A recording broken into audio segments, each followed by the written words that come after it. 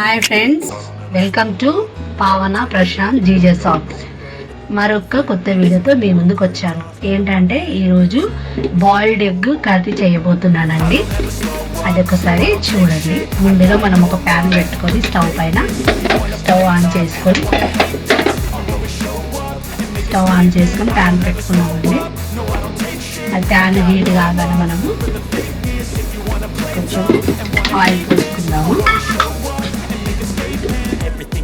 So instinctive and so passionate. Every word I move so descriptive like an adjective. I got a vendetta against people who patented being negative when you should be getting after 4 tablespoon oil over tracks isn't that spitting slow spitting fast I could roast I could gas think I'm okay at last but I pan పెట్టుకొని oil పోసుకున్నానండి. ఒక 4 tablespoon oil అవుతుంది. మనం ముందుగా ఒక 10 onions ఇలా cut చేసుకొని పెట్టుకోవాలండి. 10 onions. Oil heat అయిపోయింది. హీట్ కాగానే మనము ఆనియన్స్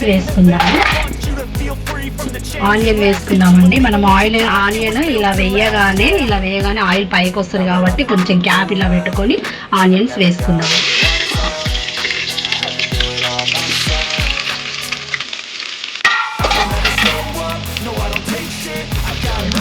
మొత్తము వేసుకుందామండి. హైలోనే పెట్టుకోవాలి.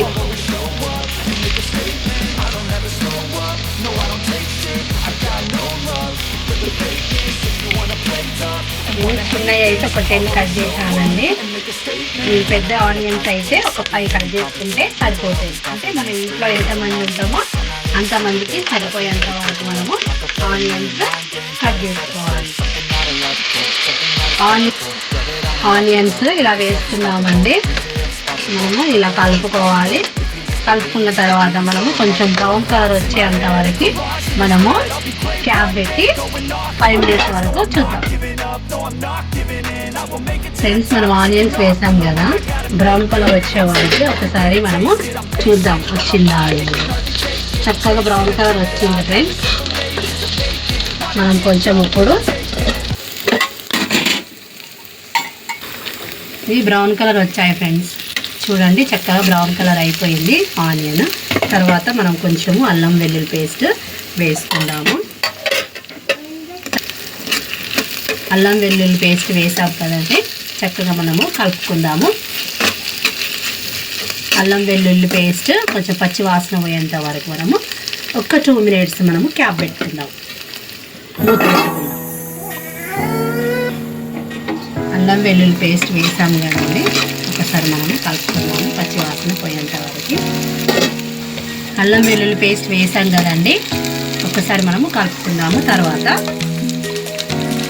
తర్వాత మనము ఒక 1/2 teaspoon పసుపు వేసుకుందాము. తర్వాత కలుపుకుందాము. ఇదిగా పసుపు మొత్తం కలిసేలాగా కలుపుకుందాము. తర్వాత పసుపు వేసాము కదండి, కొంచెము మనము కరివేపాకు వేసుకుందాము. కరివేపాకు వేసుకుంటే మనము ఆనియన్ కర్రీ చాలా టేస్ట్గా ఉంటుందండి. కరివేపాకు వేసుకున్నాం కదండి, చక్కగా కలుపుకుందాము. 1 నిమిషము మూత పెట్టుకుందాము. పసుపు కరివేపాకు వేసాము కదండి, ఒకసారి మనము కలుపుకుందాము. చక్కగా చూడండి ఎలా పసుపు మంచి చక్కగా కలిసింది.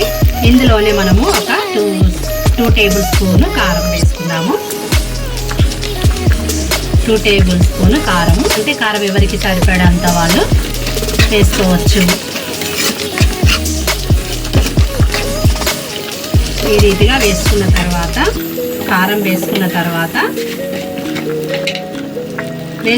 కారం వేసుకున్నాం కదండి, దాని తర్వాత తగినంత సాల్ట్ వేసుకుందాము. తగినట్టుగా వేసుకున్న తర్వాత ఒకసారి కలుపుకుందాం చక్కగా.